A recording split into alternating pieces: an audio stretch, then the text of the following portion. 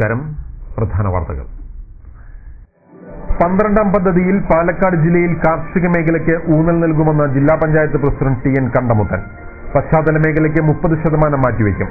മീൻവല്ലം ജലവൈദ്യുത പദ്ധതി ഡിസംബറിൽ കമ്മീഷൻ ചെയ്യുമെന്നും ടി.എൻ. കണ്ടമുത്തൻ. പങ്കാളിത്ത പെൻഷനെതിരെയുള്ള സമരം.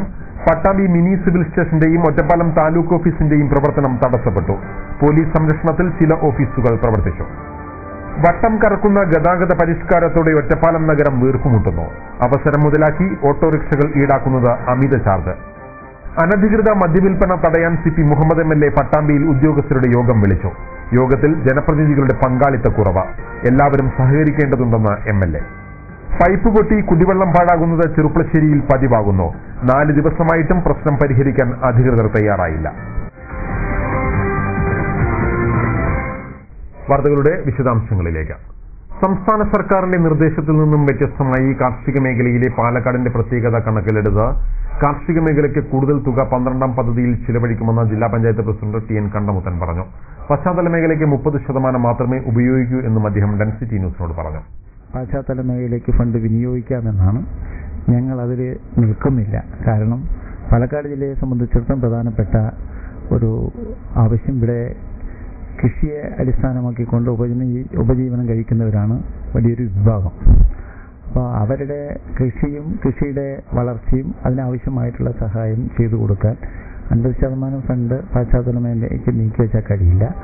അതുകൊണ്ട് ഞങ്ങളൊരു 30% ചുരുക്കിയിരിക്കുകയാണ്. കാർഷിക മേഖലയ്ക്ക് കാർഷിക നെൽകൃഷിക്കും മറ്റു കൃഷികളുടെയും അഭിവൃദ്ധിക്ക് വേണ്ടി പരമാവധി പ്രവർത്തനങ്ങൾ നടത്തണം എന്നാണ് ഒന്നാമതായിട്ട് ഞങ്ങൾ ഉദ്ദേശിക്കുന്നത്. വിദ്യാഭ്യാസ മേഖലയിൽ കൂടുതൽ ഇടപെടൽ നടത്തേണ്ടതുണ്ടെന്നും അദ്ദേഹം പറഞ്ഞു. വിദ്യാഭ്യാസ രംഗത്തിനും ഞങ്ങൾ ഊന്നൽ കൊടുത്തുകൊണ്ടുള്ള പ്രവർത്തനങ്ങൾ നടത്താൻ ഉദ്ദേശിക്കുന്നു. മാലിന്യ സംസ്കരണത്തിന് ത്രിതല പഞ്ചായത്തുകളുമായി യോജിച്ച് പ്ലാന്റുകൾ നിർമ്മിക്കുമെന്നും അദ്ദേഹം കൂട്ടിച്ചേർത്തു. പഞ്ചായത്തുകളുടെയും ജില്ലാ പഞ്ചായത്തും ബ്ലോക്ക് പഞ്ചായത്തും സംയുക്തമായിട്ട് മാലിന്യ സംസ്കരണത്തിന് വേണ്ടിയുള്ള പദ്ധതികൾ ആവിഷ്കരിച്ച് നടപ്പാക്കണം എന്നുള്ള ഉദ്ദേശവും ജില്ലാ പഞ്ചായത്ത് നേരിട്ട് നടപ്പിലാക്കുന്ന മീൻവല്ലം ജലവൈദ്യുത പദ്ധതി ഡിസംബറിൽ പൂർത്തിയാക്കി വൈദ്യുതി ഉൽപാദനം നടത്താനാണ് ലക്ഷ്യമിടുന്നതെന്നും അദ്ദേഹം ഡെൻസിറ്റി ന്യൂസിനോട് പറഞ്ഞു. വൈദ്യുതി ഉൽപാദനം ഞങ്ങൾ ട്രയൽ ഡിസംബറിൽ നടത്താനാണ് ഉദ്ദേശിക്കുന്നത്. ഡാം കെട്ടിക്കഴിഞ്ഞാൽ മറ്റേ ട്രയൽ ഇതിൽ കൂടെ നടത്താൻ കഴിയുന്നതാണ് ഉദ്ദേശിക്കുന്നത്.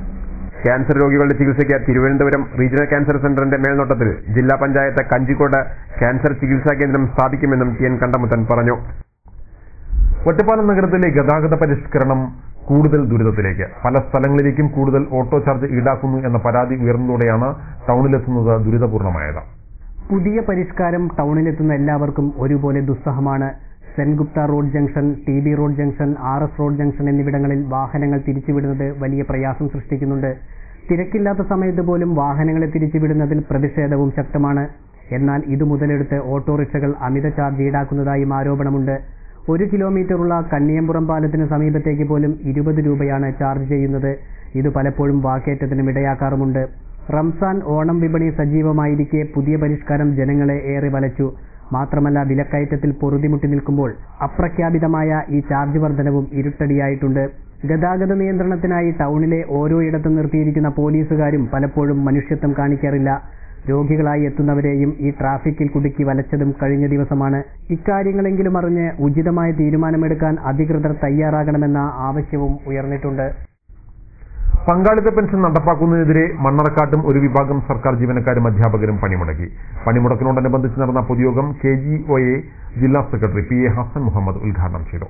താലൂക്ക് ഓഫീസ് പരിസരത്ത് നടന്ന പൊതുയോഗത്തിൽ KSTA ജില്ലാ എക്സിക്യൂട്ടീവ് അംഗം PK വിജയൻ അധ്യക്ഷത വഹിച്ചു. CA Sreenivasan, PT അംഗപ്പൻ, E Muhammad Basheer തുടങ്ങിയവർ സംസാരിച്ചു.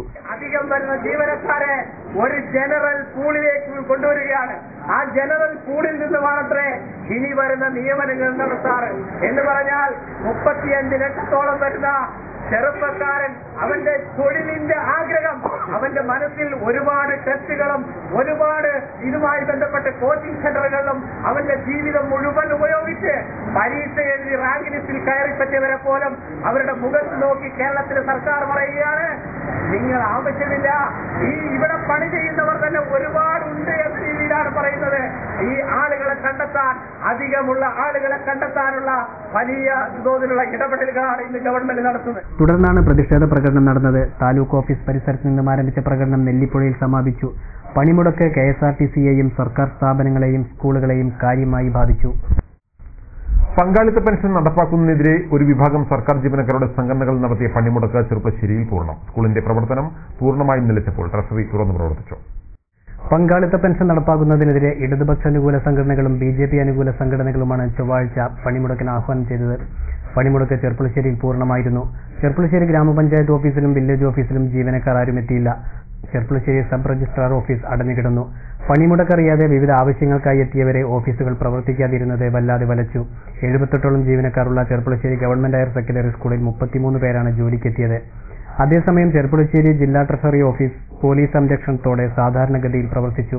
7ഓളം ഗവൺമെന്റ് ഓഫീസുകളിൽ പോലീസ് സംരക്ഷണം ഏർപ്പെടുത്തിയിരുന്നെന്നും അനിഷ്ട സംഭവങ്ങളൊന്നും റിപ്പോർട്ട് ചെയ്തിട്ടില്ലെന്നും Cherpulassery police sub inspector Abdul Latheef പറഞ്ഞു. പങ്കാളിത്ത പെൻഷൻ പദ്ധതി നടപ്പാക്കുന്നതിൽ പ്രതിഷേധിച്ച് ഇടത് അനുകൂല സംഘടനകളും BJP അനുകൂല സംഘടനകളും ആഹ്വാനം ചെയ്ത പണിമുടക്ക് പൂർണ്ണം. ഒറ്റപ്പാലം താലൂക്ക് ഓഫീസ് ഉൾപ്പെടെ സർക്കാർ ഓഫീസുകളിൽ ജീവനക്കാർ വിരലിലെണ്ണാവുന്നവരെ ഉണ്ടായിരുന്നുള്ളൂ. ഒറ്റപ്പാലം 2 വില്ലേജ് ഓഫീസ് അടഞ്ഞുകിടന്നു. താലൂക്ക് സപ്ലൈ ഓഫീസിൽ 2 ജീവനക്കാർ മാത്രമേ എത്തിയിരുന്നുള്ളൂ. താലൂക്ക് ഓഫീസിലെ പല സെക്ഷനുകളിലും ജീവനക്കാർ ഉണ്ടായിരുന്നില്ല. തഹസിൽദാർ ഉൾപ്പെടെ 28 ജീവനക്കാരാണ് സീറ്റിലുണ്ടായിരുന്നത്. 33 ജീവനക്കാർ പണിമുടക്കി ടൗണിൽ പ്രകടനം നടത്തി. താലൂക്ക് ഓഫീസിന് മുമ്പിൽ നിന്നും ആരംഭിച്ച പ്രകടനം ടൗണിൽ സമാപിച്ചു. രാവിലെ ജോലിക്ക് വരുന്ന ജീവനക്കാരെ തടയാതിരിക്കാൻ സർക്കാർ ഓഫീസുകൾക്ക് മുമ്പിൽ പോലീസിനെ നിയോഗിച്ചിരുന്നു. ബ്ലോക്ക് പഞ്ചായത്തിലും സ്കൂളുകളിലും ജീവനക്കാരുടെ എണ്ണത്തിൽ കാര്യമായി കുറവുണ്ടായി. അതേസമയം രാഷ്ട്രീയ പ്രേരിതമായ ഈ സമരത്തിൽ പങ്കെടുക്കുന്നില്ലെന്നും ഓഫീസുകൾ സുഗമമായി പ്രവർത്തിക്കുന്നുണ്ടെന്നും NGO അസോസിയേഷൻ നേതാവ് C. അലി പറഞ്ഞു. ജീവനക്കാരും അധ്യാപകരും ഇന്ന് രാഷ്ട്രീയ പ്രേരിതമായി നടത്തിയ പണിമുടക്ക് അതിന്റെ കാരണങ്ങൾ ഉൾക്കൊണ്ട് രാഷ്ട്രീയ പ്രേരിതമാണ് എന്ന ഒറ്റ കാരണം കൊണ്ട് തന്നെ ജീവനക്കാർ ബഹുഭൂരിഭാഗവും തള്ളിക്കളഞ്ഞിരിക്കുകയാണ്. പങ്കാളിത്ത പെൻഷൻ നടപ്പാക്കാനുള്ള സർക്കാർ തീരുമാനത്തിൽ പ്രതിഷേധിച്ച് ഒരു വിഭാഗം ജീവനക്കാർ നടത്തിയ സമരത്തെ തുടർന്ന് പട്ടാമ്പിയിൽ വിവിധ ഓഫീസുകളുടെ പ്രവർത്തനം തടസ്സപ്പെട്ടു. മിനി സിവിൽ സ്റ്റേഷനിലെ ഭൂരിഭാഗം ഓഫീസുകളും അടഞ്ഞുകിടന്നു. പങ്കാളിത്ത പെൻഷൻ പദ്ധതി നടപ്പാക്കാനുള്ള തീരുമാനത്തിൽ പ്രതിഷേധിച്ച് ഇടത് അനുകൂല സംഘടനകളുടെ നേതൃത്വത്തിലാണ് ജീവനക്കാർ പണിമുടക്കിയത്. പട്ടാമ്പി മേഖലയിൽ പണിമുടക്കിനെ തുടർന്ന് ഭൂരിഭാഗം ഓഫീസുകളും പ്രവർത്തിച്ചില്ല. പണിമുടക്കിയവർ സിവിൽ സ്റ്റേഷന് മുന്നിൽ പ്രകടനവും നടത്തി. KSEB, വാട്ടർ അതോറിറ്റി തുടങ്ങിയ പൊതുമേഖലാ സ്ഥാപനങ്ങളിലെ ജീവനക്കാരും പണിമുടക്കിൽ പങ്കെടുത്തു. അധ്യാപകർ പണിമുടക്കിയതിനെ തുടർന്ന് വിദ്യാലയങ്ങളും പ്രവർത്തിച്ചില്ല. ജീവനക്കാരുടെ ആനുകൂല്യങ്ങളും അവകാശങ്ങളും കവർന്നെടുക്കാനാണ് പങ്കാളിത്ത പെൻഷൻ പദ്ധതി നടപ്പാക്കുന്നതിലൂടെ സർക്കാരിന്റെ നീക്കമെന്ന് സംഘടനാ നേതാക്കൾ ആരോപിച്ചു. UDF ഗവൺമെന്റ് അവരുടെ ആഗോളവൽക്കരണ നയങ്ങൾ നടപ്പാക്കുന്നതിന്റെ ഭാഗമായി കേരളത്തിലും പശ്ചിമബംഗാളിലും ത്രിപുരയിലും ഒഴിച്ചുള്ള മറ്റെല്ലാ സംസ്ഥാനങ്ങളിലും ഇന്ന് പങ്കാളിത്ത പെൻഷൻ പദ്ധതി നടപ്പാക്കിക്കൊണ്ടിരിക്കുകയാണ്. ഈ പങ്കാളിത്ത പെൻഷൻ പദ്ധതി നടപ്പാക്കുമ്പോൾ നിലവിലുള്ള സ്റ്റാറ്റ്യൂട്ടറി പെൻഷൻ സംവിധാനം അട്ടിമറിച്ചുകൊണ്ട് പങ്കാളിത്ത പെൻഷൻ പദ്ധതി നടപ്പാക്കുമ്പോൾ ജീവനക്കാരെ സംബന്ധിച്ചിടത്തോളം പെൻഷൻ എന്നിട്ടുള്ള അവസ്ഥ ഇല്ലാതാവുകയാണ്. ഇടവേള.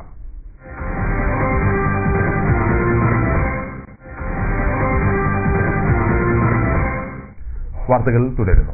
അധികൃതരുടെ അനാസ്ഥയ്ക്ക് മറ്റൊരു ഉദാഹരണം. ചെർപ്പശ്ശേരി ടൗണിൽ 4 ദിവസമായി പലയിടത്തും പൈപ്പ് പൊട്ടി കുടിവെള്ളം പാഴാവുകയാണ്. പെരുന്നാൾ അവധികളും പണിമുടക്കും വന്നതോടെ പരാതിപ്പെടാൻ പോലും അധികൃതരില്ലാത്ത അവസ്ഥയാണുള്ളത്. ചെർപ്പുളശ്ശേരി ടൗണിൽ 2 ഇടത്താണ് പൈപ്പ് പൊട്ടി കുടിവെള്ളം പാഴായി പോകുന്നത്. വെള്ളം പാഴായി പോകാൻ തുടങ്ങിയിട്ട് 4 ദിവസത്തോളമായി. ഞായറാഴ്ച പൊതു അവധിയും തിങ്കളാഴ്ച പെരുന്നാൾ അവധിയുമായിരുന്നു. ചൊവ്വാഴ്ചയാണെങ്കിൽ പണിമുടക്കുമായി. കുടിവെള്ളം പാഴായി പോകുന്നുണ്ടെന്ന് വെറുതെയാണെങ്കിലും നാട്ടുകാർക്ക് പരാതിപ്പെടാൻ പോലും അധികൃതരില്ലാത്ത സ്ഥിതിയാണ്. കാലവർഷത്തിന്റെ ലഭ്യത കുറഞ്ഞ സമയത്ത് ഇത്തരത്തിൽ കുടിവെള്ളം പാഴായി പോകുന്നതിന് ഭാവിയിൽ വലിയ വില നൽകേണ്ടി വരുമെന്ന കാര്യത്തിൽ തർക്കമില്ല. ഓണത്തിന് സാധനങ്ങൾ വാങ്ങാനെത്തുന്നവരുടെ വലിയ തിരക്കാണ് ഓരോ ദിവസവും ടൗണിൽ അനുഭവപ്പെടുന്നത്. വെള്ളം റോഡിലൂടെ ഒഴുകുന്നത് പലയിടത്തും ചളിക്കുളമായിരിക്കുന്ന അവസ്ഥയുമാണ്. ഇത് ടൗണിലൂടെയുള്ള കാൽനടയാത്ര പോലും ദുസ്സഹമാക്കിയിരിക്കുകയാണ്. ഇനി ഓണവിശേഷങ്ങളുമായി ഓണം പൊന്നോണം.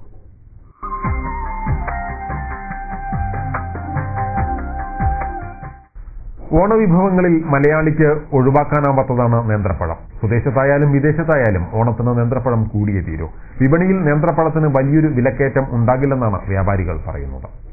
ഓണസദ്യയിൽ തൂശനിലയുടെ ഇടതുഭാഗത്ത് ശർക്കരപ്പേരിക്കും കായവറവിനും പപ്പടത്തിനുമൊപ്പം ഒരു പഴം നുറുക്ക്. നേന്ത്രപ്പഴവും പഴനുറുക്കുമില്ലാതെ മലയാളിയുടെ ഓണാഘോഷത്തിന് പൂർണ്ണതയില്ല.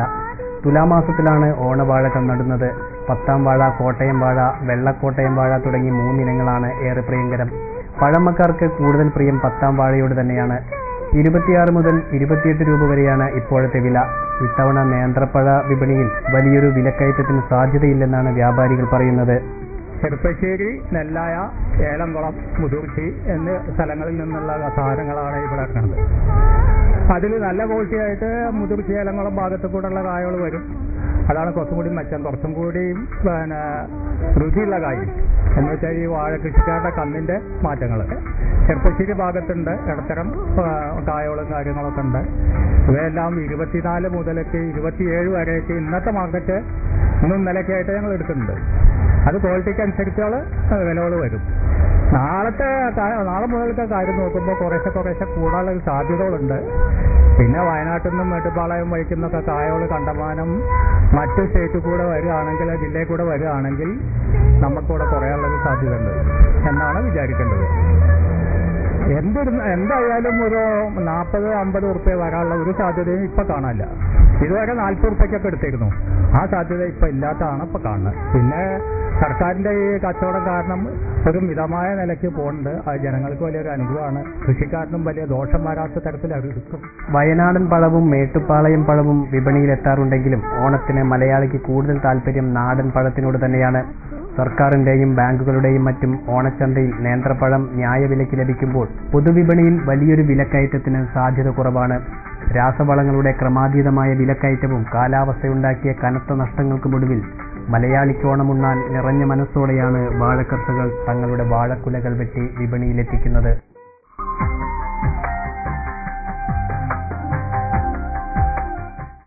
ചെറുപ്പശ്ശേരി സർവീസ് സഹകരണ ബാങ്കിന്റെ ഓണച്ചന്ത പാലക്കാട് ജില്ലാ panchayat president T N Kandamuthan, Kathakali ആചാര്യൻ കോട്ടക്കൽ ശിവരാമന്റെ മകൾ കലാമണ്ഡലം അമ്പിളിക്ക് ആദ്യ വാഴക്കുല നൽകി ഉദ്ഘാടനം ചെയ്തു. ചെറുപ്പശ്ശേരി ഗ്രാമപഞ്ചായത്ത് പ്രസിഡന്റ് കെ സുരേഷ് അധ്യക്ഷനായിരുന്നു. മുൻ സംസ്ഥാന bank president P A Umar മുഖ്യാതിഥിയായിരുന്നു. അത്തം മുതൽ തിരുവോണം വരെ ഹെഡ് ഓഫീസിൽ ഓണച്ചന്ത പ്രവർത്തിക്കും. ഒരു ഇടവേള.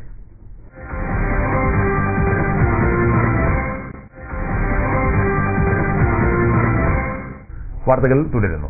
ഷൊർണൂർ മെറ്റൽ ഇൻഡസ്ട്രീസ് ഡയറക്ടറായി ഇംബാനു വരയങ്ങൾ എന്ന മുഹമ്മദ് ഇബ്രാഹിമിനെ നോമിനേറ്റ് ചെയ്തു. പാലക്കാട് ജില്ലാ കോൺഗ്രസ് കമ്മിറ്റി അംഗമാണ് അദ്ദേഹം. റോഡ്, പാർപ്പിടം, കൃഷി എന്നിവയ്ക്ക് പ്രത്യേക ഊന്നൽ നൽകിക്കൊണ്ട് കടമ്പഴിപ്പുറം ഗ്രാമപഞ്ചായത്ത് 12ാം പഞ്ചവത്സര പദ്ധതി വികസന പദ്ധതി രേഖ പ്രകാശനം ചെയ്തു. Sreekrishnapuram block panchayat president K C Ramankutty വികസന സെമിനാർ ഉദ്ഘാടനം ചെയ്തു. കക്ഷിരാഷ്ട്രീയ ബന്ധങ്ങൾക്ക് അതീതമായിക്കൊണ്ട് നാടിന്റെ വികസനത്തിന് വേണ്ടിയുള്ള കൂട്ടായ്മയുടെ ഒരു വികസന രാഷ്ട്രീയത്തെ 97 ആഗസ്റ്റ് മാസം 17-ാം തീയതി ചിങ്ങം 1-ന് യശസ്വരനായ നമ്മുടെ കമ്മ്യൂണിസ്റ്റ് ആചാര്യൻ കൂടിയായിരുന്ന സഖാവ് EMS ഭദ്രദീപം കൊളുത്തിക്കൊണ്ട് നടപ്പിലാക്കിയ ജനകീയ ആസൂത്രണ പദ്ധതി ഇന്ന് 15 വർഷം പിന്നിട്ടു. കഴിഞ്ഞ 15 ദിവസം കഴിഞ്ഞു. കടമ്പഴിപ്പുറം വായില്യങ്കുന്ന് കല്യാണ മണ്ഡപത്തിൽ നടന്ന സെമിനാറിൽ ഗ്രാമപഞ്ചായത്ത് പ്രസിഡന്റ് കെ രവീന്ദ്രനാഥൻ അധ്യക്ഷത വഹിച്ചു. കൃഷി ഓഫീസർ കെ രാമകൃഷ്ണൻ പദ്ധതി വിശദീകരണം നടത്തി. N Haridasan, Sreelatha Kalladi, A Mohanakrishnan, P K Madhusoodanan, K S Rajani, K Ramachandran, M K Baladevaguptan, Subrahmanian, S സംഘം തുടങ്ങിയവർ സംസാരിച്ചു. തുടർന്ന് ചർച്ച, ക്രോഡീകരണം എന്നിവയും നടന്നു.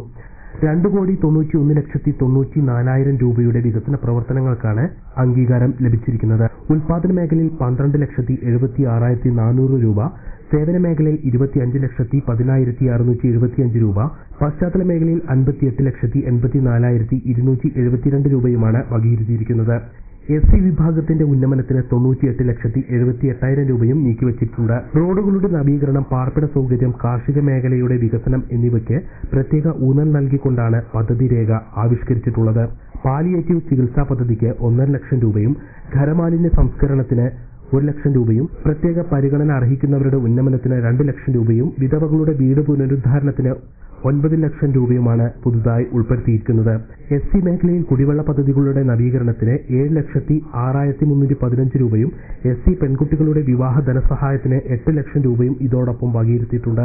കൂടാതെ ഗ്രാമപഞ്ചായത്ത് ഓഫീസ് പുനരുദ്ധാരണത്തിന് 10 ലക്ഷം രൂപയും, IAY ഭവന പദ്ധതിക്ക് 11,74,125 രൂപയും, കന്നുകുട്ടി പരിപാലനത്തിന് 1,87,500 രൂപയുടെയും പദ്ധതിക്കാണ് അംഗീകാരം ലഭിച്ചിരിക്കുന്നത്. വെള്ളിനഴി ഗ്രാമപഞ്ചായത്തിന്റെ നേതൃത്വത്തിൽ ഗ്രാമപഞ്ചായത്തിലെ ആശ്രയ ഗുണഭോക്താക്കൾക്ക് ഓണക്കിറ്റ് വിതരണവും തുണി വിതരണവും ഓണസദ്യയും സംഘടിപ്പിച്ചു. പരിപാടി ഗ്രാമപഞ്ചായത്ത് പ്രസിഡന്റ് CG ഗീത ഉദ്ഘാടനം ചെയ്തു. ഗ്രാമപഞ്ചായത്ത് സാംസ്കാരിക നിലയത്തിൽ നടന്ന പരിപാടിയിൽ ഗ്രാമപഞ്ചായത്ത് വൈസ് പ്രസിഡന്റ് കെ ഹരിദാസൻ അധ്യക്ഷത വഹിച്ചു.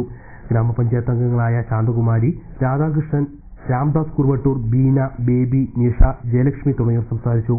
ഗ്രാമപഞ്ചായത്തിലെ 83 ആശ്രയ കുടുംബങ്ങൾക്കാണ് ഓണക്കിറ്റും തുണിത്തരങ്ങളും വിതരണം ചെയ്തത്. ഗ്രാമപഞ്ചായത്ത് CDSന്റെ കീഴിൽ പ്രവർത്തിക്കുന്ന ഐശ്വര്യ അയൽക്കൂട്ടമാണ് ആശ്രയ ഗുണഭോക്താക്കൾക്ക് ഓണസദ്യ നൽകിയത്. കൂടാതെ ഗ്രാമപഞ്ചായത്ത് പരിധിയിലെ 34 പെയിൻ ആൻഡ് പാലിയേറ്റീവ് രോഗികൾക്ക് ഓണക്കിറ്റും വിതരണം ചെയ്തു.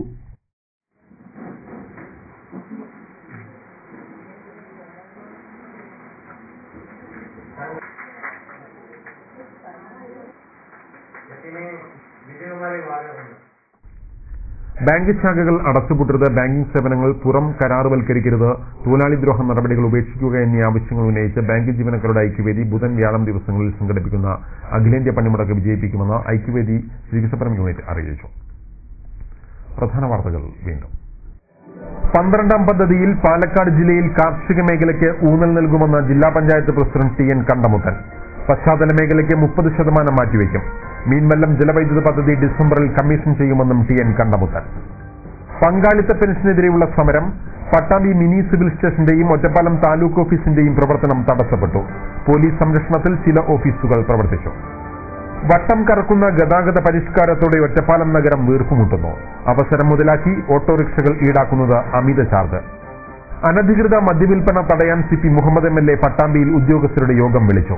യോഗത്തിൽ ജനപ്രതിനിധികളുടെ പങ്കാളിത്തക്കുറവ്. എല്ലാവരും സഹകരിക്കേണ്ടതുണ്ടെന്ന് MLA. പൈപ്പ് പൊട്ടി കുടിവെള്ളം പാഴാകുന്നത് ചെറുപ്പളശ്ശേരിയിൽ പതിവാകുന്നു. 4 ദിവസമായിട്ടും പ്രശ്നം പരിഹരിക്കാൻ അധികൃതർ തയ്യാറായില്ല. ഇതോടെ ഈ വാർത്താ ബുള്ളറ്റിൻ സമാപിക്കുന്നു. നമസ്കാരം.